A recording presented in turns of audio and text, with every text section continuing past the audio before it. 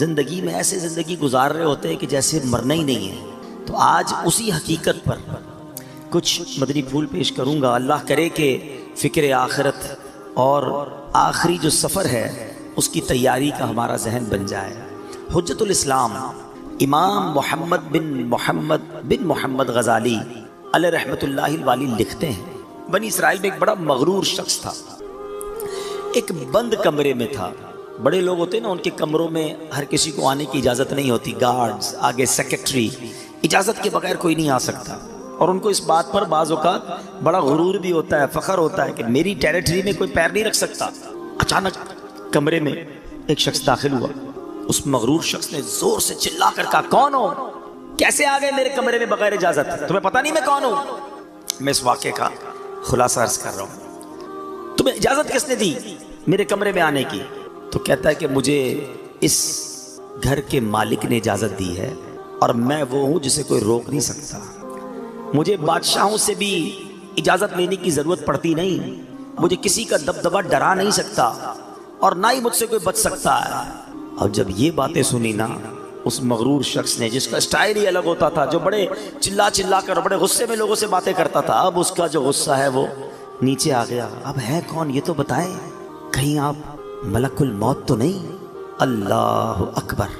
اب حضرت ملک الموت نے کہا، ہاں میں ملک الموت ہوں، مجھے کوئی دروازہ نہیں روک سکتا، مجھے کوئی گارڈ، مجھے کوئی کر و فر کہیں بھی جانے سے نہیں روک سکتا۔ اب وہ کہتا ہے کہ حضور تھوڑی سی مہلت مل سکتی ہے، اگر آپ میری روح قبض کرنے آئے ہیں تو کچھ دن، کچھ گھنٹے تو دیجئے نا، مجھے تو پتہ ہی نہیں ہے، مجھے کچھ توبہ کرنی ہے، کچھ نیکیاں کرنی ہیں، کچھ نیک اعمال کرنے ہیں۔ اب ملک الموت نے فرمایا کہ تمہاری سانسیں پوری ہو چکی ہیں، اب تمہارا وقت اینڈ ہو چکا ہے۔ تو کہا اچھا پھر یہ تو بتائیں، اگر میری روح قبض کریں گے تو مجھے لے کر کہاں جائیں گے؟ تو ملک الموت نے فرمایا، اس مقام پر جہاں تو نے اپنے اعمال بھیجے ہوئے ہیں، جس طرح کے اعمال کیے ادھر لے کے جاؤں گا۔ کہ حضور میں نے تو نیکیاں نہیں کی، کوئی اچھا گھر بھی تیار نہیں کیا ہے۔ ملک الموت نے فرمایا کہ پھر تمہیں بھڑکتی آگ کی طرف لے کر جائیں گے، جو تیرا گوشت نوچ لے گی۔ یہ کہہ کر ملک الموت نے اس کی روح قبض کر لی، وہ مردہ ہو کر گر پڑا، گھر میں کوہرام مچ گیا، رونا دھونا مچ گیا۔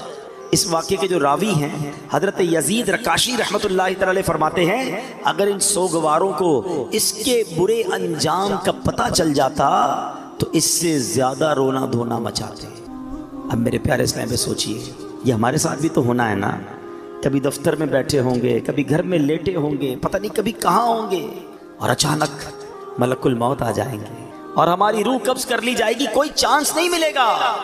جس کو مرنا ہو کیا وہ ایسے جیتا ہے جیسے ہم جی رہے ہیں؟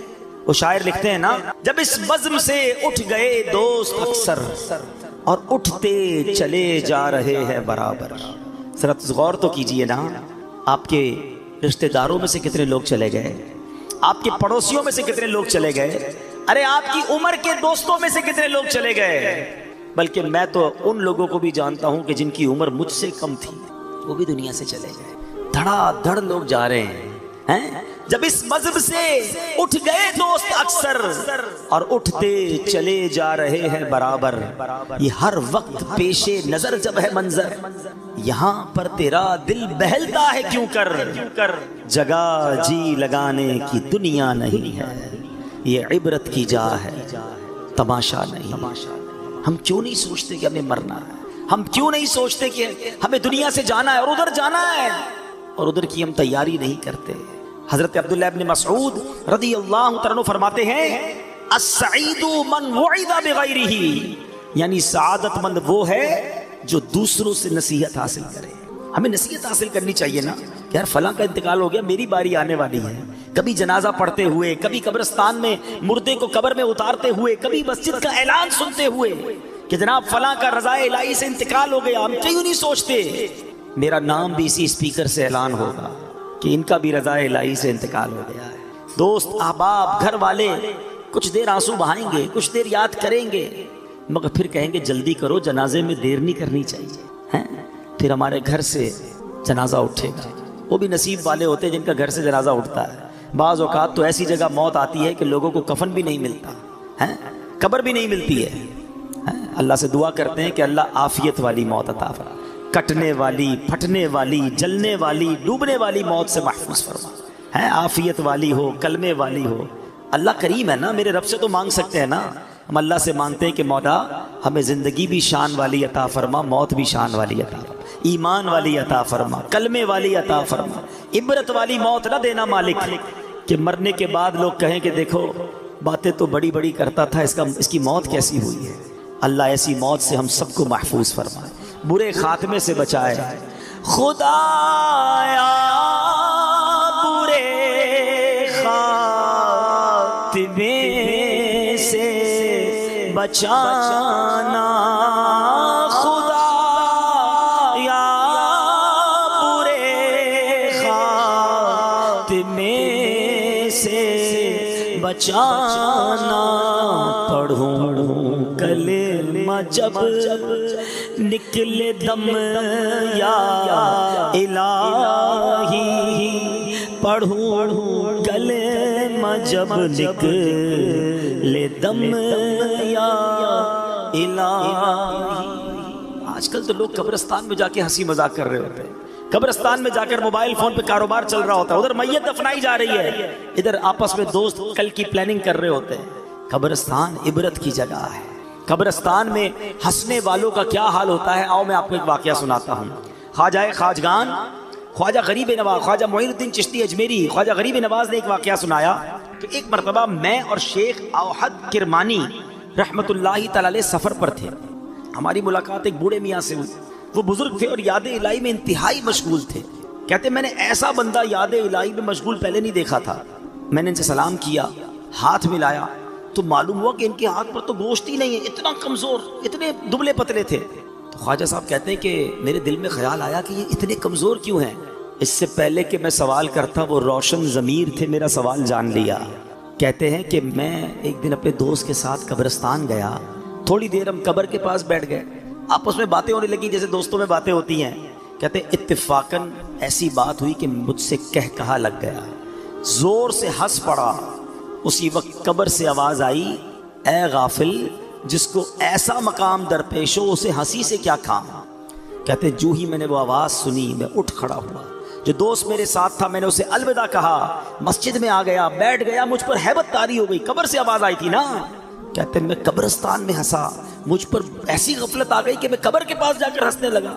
کہتے مجھے اتنی شرمندگی محسوس ہوئی، وہ دن ہے اور آج کا دن ہے، 40 سال ہو گئے میں نے شرم کے مارے آسمان کی طرف منہ نہیں کیا ہے، اور میں اس بات سے ڈر رہا ہوں کہ قیامت کے روز اللہ کی بارگاہ میں کیسے منہ دکھاؤں گا، کیا منہ لے کر جاؤں گا۔ اے میرے پیارے اسلامی بھائی، قبرستان عبرت کی جگہ ہے، مذاق مستی اور دنیاوی باتیں کرنے کی جگہ نہیں ہے۔ آپ کو پتہ ہے کہ سیدنا عثمان غنی رضی اللہ تعالیٰ عشرہ مبشرہ میں سے ہیں، ذوالنورین ہیں، اور 2 بار نبی پاک سے جنت خریدی ہے، ایسی عظیم ہستی ہیں۔ مگر جب آپ قبرستان جاتے تھے نا، آپ کی اتنا روتے تھے کہ آپ کی داڑھی آنسوؤں سے تر ہو جاتی تھی۔ لوگ کہتے ہیں آپ اتنا کیوں روتے ہیں؟ آپ کے سامنے کبھی حشر کی بات بھی ہوتی ہے، جہنم کا ذکر بھی ہوتا ہے، اب اتنا نہیں روتے۔ قبر کی بات ہوتی ہے یا آپ قبرستان جاتے رونا شروع کر دیتے ہیں۔ کتنی کمال کی بات کی آپ نے فرمایا قبر ہی پہلی منزل ہے، جو پہلی منزل میں کامیاب ہو گیا نا وہ آگے بھی کامیاب ہو گیا، جو ادھر ہی پکڑا گیا پھر آگے اور مشکل ہے نا۔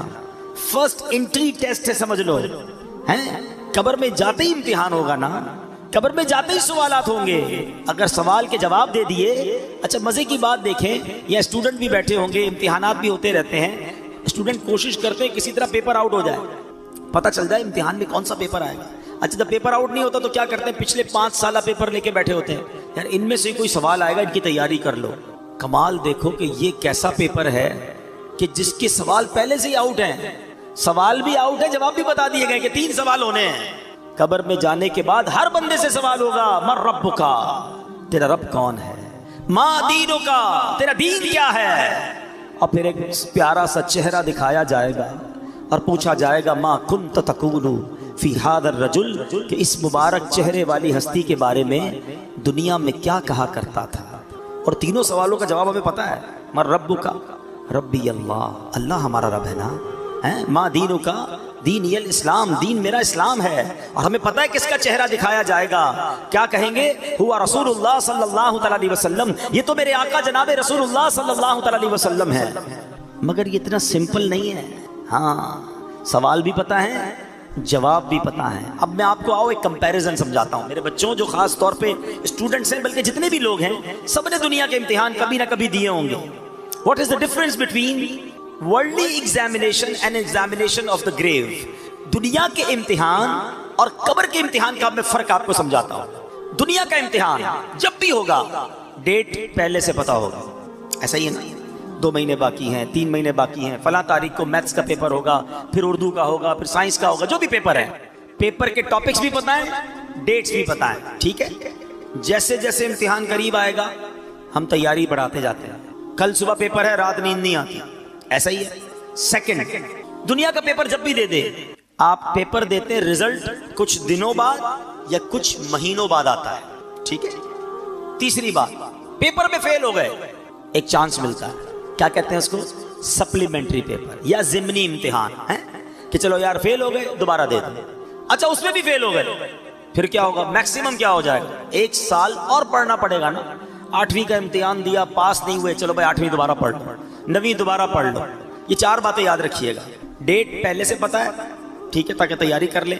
سیکنڈ، امتحان کے بعد رزلٹ کافی دنوں بعد آتا ہے، اور ایک آدھا پیپر، ایک آدھا سوال رہ گیا تو سپلیمنٹری کا موقع ہے۔ چوتھا، اگر فیل ہی ہو گئے تو پھر کیا ہوگا؟ آپ کو 1 سال پڑھنا پڑے گا۔ ایک 5واں بھی مسئلہ ہے جو آج کل زیادہ ہے، کہ دنیا کے امتحان میں تھوڑے پیسے دے کر، تھوڑی رشوت دے کر، معاذ اللہ، یہ چیٹنگ کر کے بھی لوگ پاس ہو جاتے ہیں، ایسا ہی ہے۔ یہ 5 باتیں یاد رکھنا۔ اب مجھے سچ بتاؤ، اس امتحان کی ٹینشن کتنی ہوتی ہے؟ جس کو دیکھو، ہر بچہ امتحان کے دنوں میں، ہم بھی جاتے ہیں نا بیان کرنے، مسجد کے امام صاحب کے پاس بھی پرچی آ رہی ہوتی، بچوں کے امتحان ہو رہے، دعا کر دے۔ ہر بچہ مل رہا ہوتا ہے، نوجوان مل رہا ہوتا ہے، حضرت پیپر دیے، دعا کر دے۔ ٹینشن ایسا ہی ہے نا۔ اب بتاؤ تمہیں اس امتحان کی اتنی ٹینشن ہے۔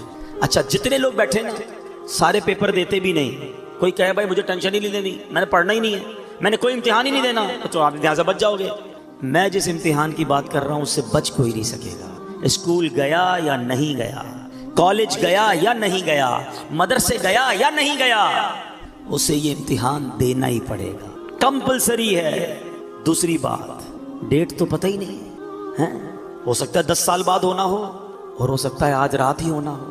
یہ بھی تو ہو سکتا ہے نا کہ میں اور آپ میں سے کوئی ایسا بھی یہاں بیٹھا ہو جس نے گھر نہیں جانا اٹھ کر، ہو سکتا ہے یہی موت آ جائے اور آج رات اس کی قبر میں گزرے اور آج رات ہی امتحان دینا پڑے۔ مجھے سچ بتاؤ، جس امتحان کی ڈیٹ تمہیں 4 مہینے پہلے ملتی ہے، تم ٹیوشن لیتے ہو، تم جناب گیسٹ پیپر لیتے ہو، اس کی تیاری میں لگ جاتے ہو۔ میں جس امتحان کی بات کر رہا ہوں اس کو تو پتہ ہی نہیں کب ہو جائے۔ تو عقل مند کون ہے؟ تیاری کر کے رکھے ہیں، ہمیشہ پریپیئر رہے کہ جب امتحانوں میں جواب دے دوں گا۔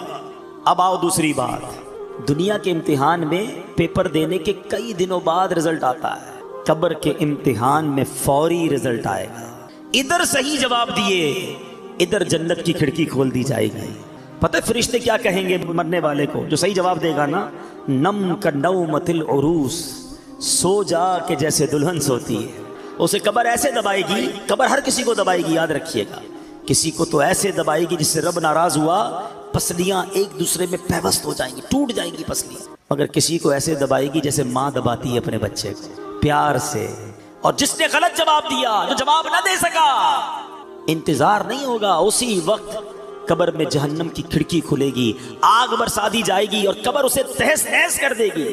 تیسری بات، کوئی سپلیمنٹری نہیں ہے، ارے فرشتوں سنو سنو، غلطی ہو گئی، ایک جواب غلط ہو گیا، رکو رکو دوبارہ جواب دینا ہے، نہیں، اونلی 1 چانس، ٹھیک ہے۔ اچھا ادھر کانسیکوینسز کیا تھے؟ ادھر نقصان کیا تھا کہ ایک بار فیل بھی ہو گیا تو کیا مسئلہ، 1 سال پڑھنا ہے نا۔ ادھر فیل ہو گئے تو اب قیامت تک مار پڑنی ہے، اب تو رب ناراض ہو گیا نا، اب تو سانپ ہیں، بچھو ہیں۔ کیوں نہ روئیں عثمان غنی رضی اللہ تعالیٰ عنہ، خدا کی قسم اس سے مشکل امتحان کوئی اور نہیں ہے۔ مگر عقل تو دیکھو ہماری، کہ دنیا کے امتحان، دنیا کے انٹرویو، دنیا کی آڈٹ رپورٹ، دنیا کا ٹیکس رپورٹ، ارے کوئی ہم سے رپورٹ مانگے گھبراہٹ شروع ہو جاتی ہے۔ ایک رپورٹ قبر میں جا کر دینی ہے، ایک ٹیسٹ دینا ہے، کیسے جواب دو گے؟ اب آتا ہوں ایک اور بات کی طرف۔ آپ کہیں آپ نے تو جواب یاد کرا دیے، اب تو ہم دے دیں گے، نہیں، یہ ایسا نہیں ہے کہ جس کو جواب یاد ہے وہ جواب دے دے گا، پھر تو سب کو ہی یاد ہے نا۔ اس دن جس سے رب راضی ہوگا، جو ایمان سلامت لے کر قبر میں جائے گا، وہ تو انشاءاللہ جواب دے دے گا۔ اور عاشق رسول تو سبحان اللہ، عاشق رسول تو موت کا انتظار کرتا ہے، اس کو پتا ہے کہ آقا کا قبر میں دیدار ہونا ہے۔ اعلیٰ حضرت فرماتے نا، جان دے دو وعدہ دیدار پر، ارے جان دو گے تو دیدار ہوگا نا، جان دے دو وعدہ دیدار پر، نقد اپنا دام ہو ہی جائے گا۔ ہاں، عاشق رسول کو گھبراہٹ نہیں ہوتی، گھبراہٹ اسے ہو جس کی قبر میں کیڑے پڑنے ہیں، نمازیں پڑھی ہیں، سنتوں پر عمل کیا ہے، درود پاک پڑھا ہے، حرام روزی سے بچا ہے، حرام دیکھنے سے بچتا ہے، قرآن پاک کی تلاوت کرتا ہے، اللہ کی رضا والے کام کرتا ہے، ماں باپ کا ادب کرتا ہے، انشاءاللہ اس کی قبر تو نور نلا نور ہونی ہے، اس کو تو دنیا سے زیادہ راحت قبر میں ملے گی، جنت کی کھڑکی کھل جائے گی، جنت کی نعمتیں نصیب ہو جائیں گی۔ عاشق رسول کی تو کہتے ہیں نا، اس کی ترجمانی شاعر کرتے ہیں کہ وہ تو جب آقا قبر میں آئیں گے نا، تو جب پوچھیں گے فرشتے کہ یہ کون ہے، تو کیا کہیں گے؟ میرا دین و ایمان فرشتے جو پوچھے تمہاری جانب، اشارہ کروں میں تمہاری جانب، اشارہ کروں۔ ہم تو آقا کا انتظار، جو عاشق رسول ہے نا، وہ تو فرشتوں سے کہے گا، فرشتوں سے کہے گا ایسی جلدی بھی نہ کرو، میں تو آقا کے دیدار تو کرنے دو، ایسی جلدی بھی کیا، آج کی رات ہے، قبر میں سرکار تشریف لائیں تو میں قدموں میں گروں، گر فرشتے بھی اٹھائیں تو میں ان سے یوں کہوں کہ اب تو پائے ناز سے میں اے فرشتوں کی اٹھوں، مر کے پہنچا ہوں یہاں اس دل ربا کے واسطے۔ عاشق رسول کے بارے نعرے ہوں گے، مگر صرف نعرے لگانے والا نہیں ہے، صرف نیازی نہیں، نمازی بھی ہو، صرف نعرے لگانے والا نہیں، سنتوں پر عمل کرنے والا بھی ہو، حرام چیزوں سے بچنے والا ہو۔ اور جس سے رب ناراض ہو گیا نا، ہاں یقین کریں، ہمیں اندازہ ہی نہیں کہ ایمان سلامت لے کر جانا یہ کتنی بڑی چیز ہے۔ بڑے بڑے بزرگان دین رویا کرتے تھے، تڑپا کرتے تھے، گھبراتے تھے۔ شیخ احمد سیوستانی رحمۃ اللہ تعالی علیہ موت اور قبر و آخرت سے متعلق بہت فکر مند رہتے تھے۔ جب بھی ان کے سامنے موت کا ذکر ہوتا، قبر کی بات ہوتی، گھبرا جاتے، ہیبت طاری ہو جاتی، بدن کانپنے لگتا، اتنا روتے کہ ان کو دیکھ کر لوگ رونے لگ جاتے۔